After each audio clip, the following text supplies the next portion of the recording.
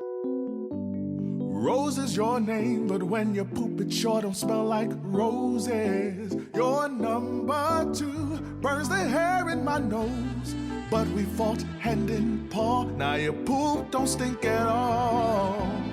Now that the air is clear, I'll treasure your front and rear, my sweet Rose. Instantly neutralize poop stink with Poop Fighter from World's Best Cat Litter for the world's best cat. This is the story of the one. As a maintenance supervisor at a manufacturing facility, he knows keeping the line up and running is a top priority. That's why he chooses Grainger. Because when a drive belt gets damaged, Grainger makes it easy to find the exact specs for the replacement product he needs. And next day delivery helps ensure he'll have everything in place and running like clockwork. Call 1-800-GRAINGER, click Grainger.com, or just stop by. Grainger, for the ones who get it done.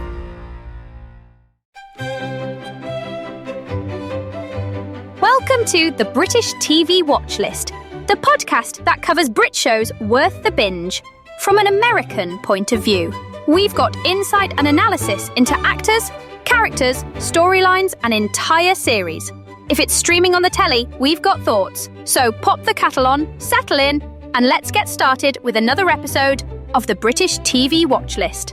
Aloha from Honolulu, Hawaii, the land of hula dancers, Diamond Head, and the most beautiful sunsets. It's Michael T. We've got listeners all over the world. Welcome to those new listeners in Manila, Sweden, and Ireland. And let me know in the comments what area of the world you're from. We'd love to know. This is the British TV Watchlist, your cozy corner for British TV, detective dramas, and the occasional period piece. Today we're heading to Edinburgh. Not for castles or whiskey tasting, but for something a little darker. Dept.Q. It's a new series on Netflix that you ought to add to your watch list. Let's start with where it all began. Dept.Q started as a book series by Danish author Jussi Adler-Olsen. The first novel, The Keeper of Lost Causes, came out in 2007 and introduced us to Carl Mørck and Assad, two guys stuck in a basement with a stack of cold cases. Sounds like punishment, right? But it turns out to be one of the most compelling setups in modern crime fiction. The book series took off. It's been translated into over 40 languages and sold millions of copies.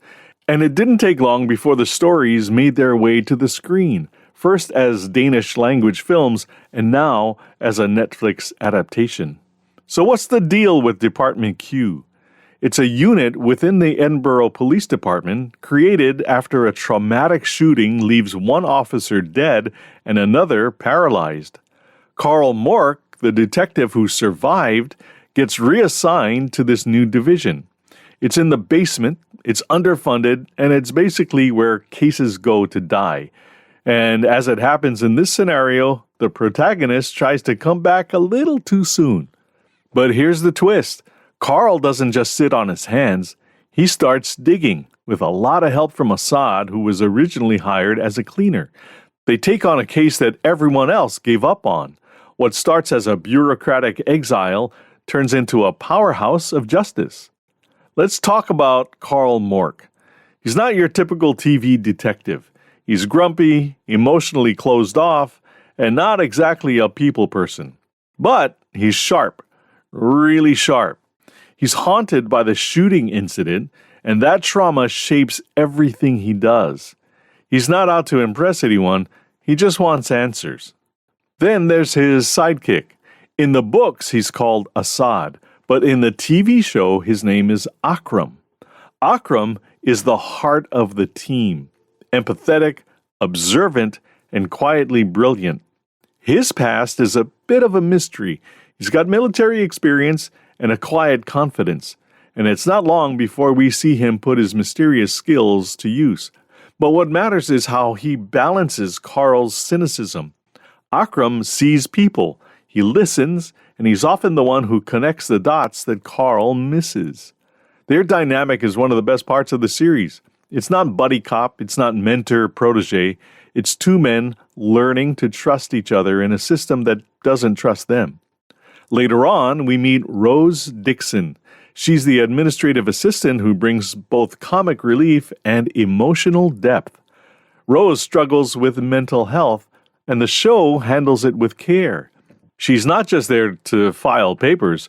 She's a vital part of the team. She finds evidence, she asks the right questions, and she keeps Carl and Akram grounded. Dept.Q is a cold case mystery. The show handles one story over the entire season. Their first case, the mysterious disappearance of ambitious prosecutor Merritt Lingard, who vanished from a ferry 4 years earlier. As the team digs deeper, they uncover a disturbing conspiracy involving psychological torture, institutional cover-ups, and long-buried secrets. The investigation forces each member of Dept.Q to confront their own trauma while navigating a justice system reluctant to revisit its failures. Season 1 blends gritty procedural work with emotional depth, and it offers a slow-burning mystery that unfolds across 9 episodes. All the actors deliver strong performances. Dept.Q sets the stage for a compelling new crime drama.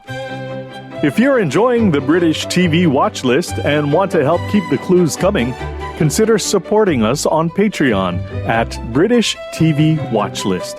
Your support keeps the episodes flowing, the research sharp, and the kettle warm. As a patron, you'll receive shout-outs during future episodes, and you'll live with the quiet satisfaction of helping this cozy corner of British TV fandom thrive. We'll make sure each episode arrives like a perfectly brewed pot of Earl Grey, complete with a plot twist. Thank you for helping us solve the mysteries together. To join the case, visit patreon.com/British TV Watchlist. So why does Dept.Q resonate? I think it's because it's not just about solving crimes, it's about healing. Carl is trying to heal from the shooting. Akram is trying to build a new life. Rose is just trying to stay afloat. 3 lost, mysterious souls who are cobbled together to form Dept.Q. It's kind of a hallmark of British dramas and a keen dividing line between Brit and American characters. American lead characters are all gorgeous and handsome, hunky and sexy to no end. For me, that's a disconnect. Here in Hawaii, Vanessa Lachey starred as Jane Tennant in NCIS Hawaii. That kind of beauty and sex appeal just is not part of any police force. I'm sorry. In British dramas, the casting hits closer to home, closer to what's expected. If the character is a grizzled seasoned cop, you get a grizzled seasoned actor in that role, and it makes the entire show that much more believable. Matthew Goode plays DCI Carl Mørck, and he plays him to perfection. You feel that intensity as Mørck tries to find his way back from the shooting.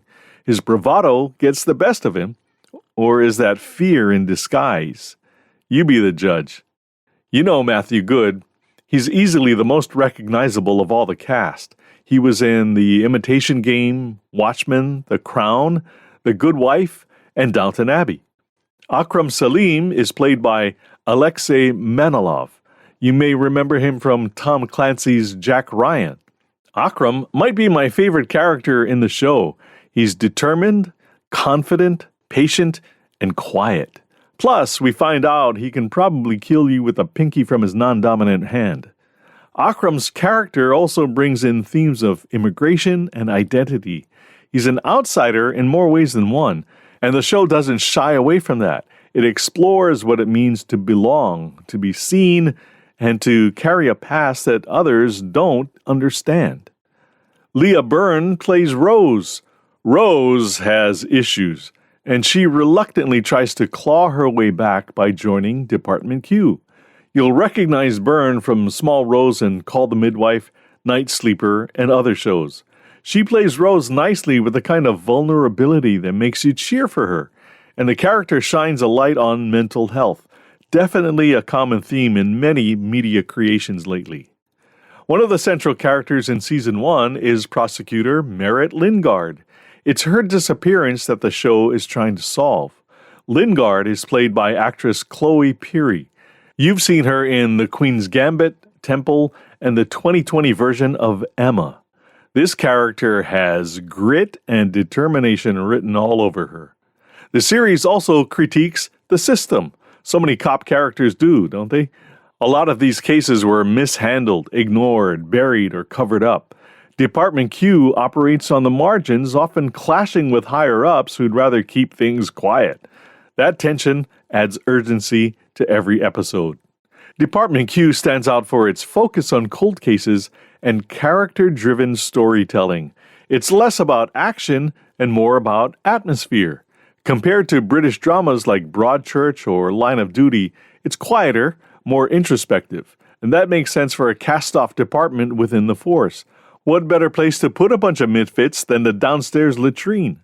If I had one negative critique, it's that the volume of F-bombs feels like someone had deployed a jackhammer in our backyard. Bam! One after another in every episode. Once I counted double-digit F-words in the span of less than 5 minutes. It felt realistic, yet excessive. And it doesn't really lend to the characters or the plot. However, all in all, Dept.Q was a fun watch. I like how the team came together. They were all easy to root for as they were all facing some sort of personal challenge. And I was happy to read in mid-July 2025 that things are looking good for Season 2. That's it for this episode of the British TV Watchlist.